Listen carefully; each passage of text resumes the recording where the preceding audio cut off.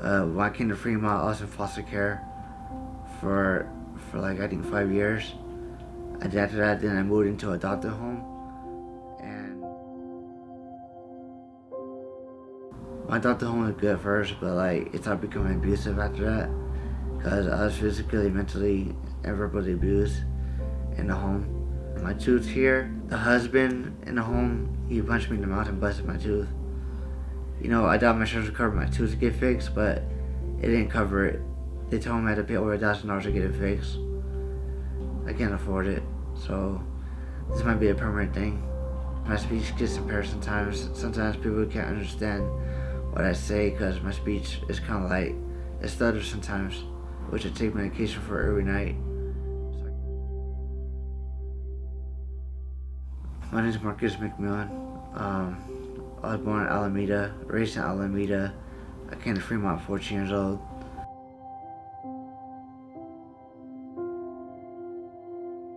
I couldn't work at all, so, cause like when I tried to get a job, they would tell me that, oh, we don't want you to work, we want your social security, and we want to be your caregivers. Yeah, they control my whole life around, so I didn't have my choices to make myself. The reason why I didn't report them right away because I was scared of them, and I was scared to stick up for myself. I just got fed up with everything that was going on in my life, in my abusive home. That's why I came here and talked to Randy and just told him, look, I'm getting locked in the room every night, and I'm getting physically abused and stuff like that. And then that's when everything started from there. When I started coming to BACS, I started participating in groups like anger management and self-esteem and life skills. It helped me with my coping skills because I had a really bad temper and my confidence and self-esteem was low. So I started taking groups, like it kind of boosted up a little bit. And then after that, then I applied for case management here at BACS. And then my case worker here was Kat Lutz, and she helped me like reach my goals, my future goals, and you know how to control my emotions and how to like be independent. She helped me get into school.